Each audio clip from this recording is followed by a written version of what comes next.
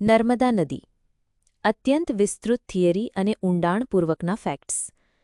નર્મદા નદી ભારતમાં પશ્ચિમ તરફ વહેતી સૌથી લાંબી નદી, જેને મધ્યપ્રદેશ અને ગુજરાતની જીવાદોરી એટલે કે lifeline of Madhya Pradesh and Gujarat તરીકે સન્માનિત કરવામાં આવે છે. આ નદીનું મહત્વ માત્ર ભૌગોલિક, આર્થિક, સામાજિક જ નથી, પરંતુ સાંસ્કૃતિક અને ધાર્મિક રીતે પણ તે અત્યંત પવિત્ર મનાય છે. 1. ઉદ્ગમ અને પ્રવાહ. ઉદ્ગમ.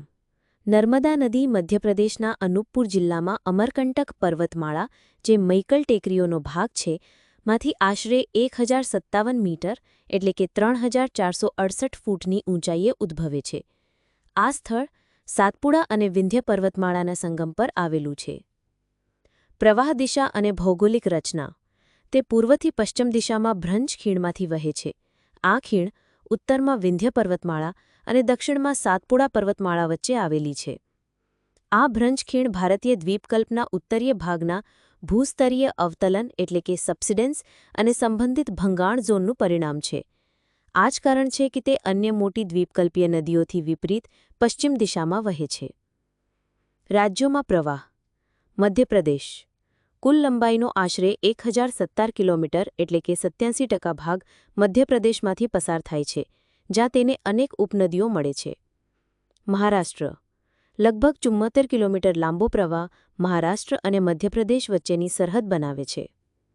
ગુજરાત. આશરે 161 કિલોમીટર એટલે કે 10%નો પ્રવાહ ગુજરાતમાંથી પસાર થાય છે, જ્યાં તેના પર સરદાર સરોવર બંધ આવેલો છે. રાજસ્થાન.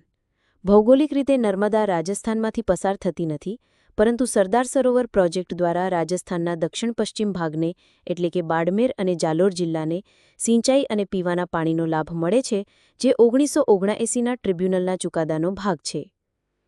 કુલ લંબાઈ. નર્મદા નદીની કુલ લંબાઈ આશરે 1312 કિલોમીટર એટલે કે 815 માઇલ છે. અંત. તે ગુજરાતના ભરૂચ નજીક ખંભાતના અખાત એટલે કે અરબી સમુદ્રમાં મળે છે. ખાસ નોંધ, તે ડેલ્ટા એટલે કે નદીમુખ ત્રિકોણ બનાવતી નથી, પરંતુ 19 કિલોમીટર એટલે કે 12 માઇલ લાંબો અને વિસ્તૃત મુખ પ્રદેશ એટલે કે એસ્ચ્યુરી બનાવે છે. આનું મુખ્ય કારણ નદીના સખત ખડકોમાંથી પ્રવાહ, ઓછો કાંપ વહન અને તેના મુખ પાસે અરબી સમુદ્રની પ્રબળ ભરતી એટલે કે ટાઇડલ બોરની અસર છે, જે કાંપને દરિયામાં ધકેલી દે છે. 2. ઉપનદીઓ અને જળ પ્રણાલી. નર્મદા નદીની કુલ 41 ઉપનદીઓ છે, જેમાંથી 22 ડાબા કાંઠાની અને 19 જમણા કાંઠાની છે. મુખ્ય અને સૌથી લાંબી ઉપનદી તાવા નદી 172 કિલોમીટર લંબાઈ એ નર્મદાની સૌથી લાંબી ઉપનદી છે, જે મધ્યપ્રદેશના બેતુલ જિલ્લામાંથી ઉદ્ભવે છે. તેના પર તાવા બંધ આવેલો છે. અન્ય મહત્વપૂર્ણ ઉપનદીઓ. જમણા કાંઠાની હિરણ, ઓરસાંગ, બરના, કોલાર, ચોરાલ, માન. ડાબા કાંઠાની બંજર, શેર, શાકર, દૂધી, તાવા, ગંજલ, દેવ, ગોઈ, ઉરી, કરજન. નર્મદા બેસિનનો કુલ વિસ્તાર આશરે 98,796 ચોરસ કિલોમીટર છે. 3. મહત્વપૂર્ણ સ્થળો, ધોધ અને બહુહેતુક પ્રોજેક્ટ્સ. ધોધ. વોટરફોલ્સ. ધુઆંધાર ધોધ મધ્યપ્રદેશના જબલપુર નજીક ભેડાઘાટ ખાતે આવેલો છે. અહીં નર્મદા નદી આરસના ખડકોમાંથી પસાર થતી વખતે આશરે 10 મીટર એટલે કે 33 ફૂટ ઊંચાઈએથી પડે છે, જેના કારણે પાણીના સૂક્ષ્મ કણો ધુમાડા જેવો દેખાવ બનાવે છે. ધુઆ એટલે ધુમાડો. આ સ્થળ તેની ભૌગોલિક સુંદરતા માટે ખૂબ પ્રખ્યાત છે. કપિલધારા ધોધ. અમરકંટકથી લગભગ 6 કિલોમીટર દૂર સ્થિત આ ધોધ 40 ફૂટ ઊંચો છે અને યાત્રાળુઓ માટે મહત્વપૂર્ણ છે. દુગ્ધધારા ધોધ. કપિલધારાથી લગભગ 1 કિલોમીટર દૂર આવેલો છે. બંધ અને બહુહેતુક યોજનાઓ. નર્મદા નદી પર અનેક નાના મોટા બંધો અને જળવિદ્યુત પ્રોજેક્ટ્સ છે, જે નર્મદા વેલી ડેવલપમેન્ટ પ્રોજેક્ટનો ભાગ છે. સરદાર સરોવર બંધ. ગુજરાતના નર્મદા જિલ્લામાં કેવડિયા નજીક આવેલો આ બંધ ભારતનો સૌથી મોટો નદી પ્રોજેક્ટ છે અને વિશ્વના સૌથી મોટા કોન્ક્રીટ ગ્રેવિટી ડેમ પૈકી એક છે. તેની મહત્તમ ઊંચાઈ 163 મીટર એટલે કે 535 ફૂટ છે. તે સિંચાઈ એટલે કે આશરે 18 લાખ હેક્ટર, પીવાનું પાણી એટલે કે આશરે 9,000 ગામો અને 131 શહેરો અને જળવિદ્યુત એટલે કે 1450 મેગાવોટના ઉત્પાદન માટે ઉપયોગી છે. કેવડિયામાં આવેલી સ્ટેચ્યુ ઓફ યુનિટી એટલે કે સરદાર વલ્લભભાઈ પટેલની વિશ્વની સૌથી ઊંચી પ્રતિમા એટલે કે 182 મીટર આ બંધની નજીક જ આવેલી છે, જે આ પ્રદેશને એક મોટું પર્યટન સ્થળ બનાવે છે. ઇન્દિરા સાગર બંધ મધ્યપ્રદેશના ખંડવા જિલ્લામાં આવેલો આ નર્મદા પરનો સૌથી મોટો જળવિદ્યુત પ્રોજેક્ટ છે, એટલે કે 1000 મેગાવોટ. તે ભારતના સૌથી મોટા જળાશયોમાંનો એક છે. ઓમકારેશ્વર બંધ મધ્યપ્રદેશના ખંડવા જિલ્લામાં આવેલો છે, જે 12 જ્યોતિર્લિંગ પૈકી એક ઓમકારેશ્વર મહાદેવ મંદિરની નજીક છે. તેની ક્ષમતા 520 મેગાવોટ છે. મહેશ્વર બંધ મધ્યપ્રદેશમાં આવેલો એક અન્ય મહત્વપૂર્ણ પ્રોજેક્ટ છે.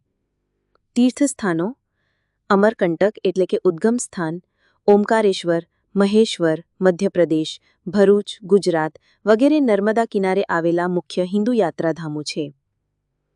4. સાંસ્કૃતિક, ઐતિહાસિક અને પર્યાવરણીય મહત્વ. પવિત્ર નદી હિન્દુ ધર્મમાં નર્મદાને ભારતની 7 પવિત્ર નદીઓમાંની એક ગણવામાં આવે છે, એટલે કે સપ્તગંગા, જેમાં ગંગા, યમુના, ગોદાવરી, સરસ્વતી, સિંધુ, કાવેરી અને નર્મદાનો સમાવેશ થાય છે. તેને મા નર્મદા તરીકે પૂજવામાં આવે છે અને એવી માન્યતા છે કે ગંગામાં સ્નાન કરવાથી જે પુણ્ય મળે છે તે નર્મદાના માત્ર દર્શનથી મળે છે. પૌરાણિક કથાઓ અનુસાર નર્મદા ભગવાન શિવના પરસેવાથી ઉત્પન્ન થઈ હતી અને તેથી તે શિવપુત્રી તરીકે પણ ઓળખાય છે. રેવા નામનો અર્થ થાય છે ઉછળતી અથવા કૂદતી, જે તેના પ્રવાહની પ્રકૃતિ દર્શાવે છે. નર્મદા પરિક્રમા નર્મદા નદીની આસપાસની પ્રદક્ષિણા એટલે કે પરિક્રમા એ હિન્દુ ધર્મમાં અત્યંત પવિત્ર અને મુશ્કેલ યાત્રા મનાય છે, જેમાં લાખો શ્રદ્ધાળુઓ ભાગ લે છે. આ પરિક્રમામાં નદીના બંને કિનારે ચાલીને નદીને ગોળામાં પૂર્ણ કરવામાં આવે છે. નર્મદા બચાઓ આંદોલન NBA 1980 અને 1990ના દાયકામાં મેધા પાટકર અને બાબા આમટે જેવા અન્ય પર્યાવરણવિદોના નેતૃત્વમાં ચાલ્યું હતું. આ આંદોલન સરદાર સરોવર બંધના નિર્માણના કારણે થતા મોટા પાયે વિસ્થાપન, જંગલ વિસ્તારનો વિનાશ અને પર્યાવરણીય અસરો સામે શરૂ કરવામાં આવેલું એક મહત્વપૂર્ણ સામાજિક પર્યાવરણીય આંદોલન હતું. આ આંદોલને ભારતમાં વિકાસ પ્રોજેક્ટની સામાજિક પર્યાવરણીય અસર મૂલ્યાંકનની જરૂરિયાત પર પ્રકાશ નાખ્યો. નર્મદા જળ વિવાદ ટ્રિબ્યુનલ NWDT નર્મદા નદીના પાણીની વહેંચણીને લઈને વિવિધ રાજ્યો એટલે કે ગુજરાત, મધ્યપ્રદેશ, મહારાષ્ટ્ર અને રાજસ્થાન વચ્ચે લાંબા સમયથી વિવાદ ચાલી રહ્યો હતો. આ વિવાદના નિકાલ માટે 1969માં NWDTની રચના કરવામાં આવી હતી, જેણે 1979માં પોતાનો અંતિમ અને બંધનકારક ચુકાદો આપ્યો, જેના આધારે રાજ્યો વચ્ચે પાણી અને વીજળીની વહેંચણી નક્કી થઈ.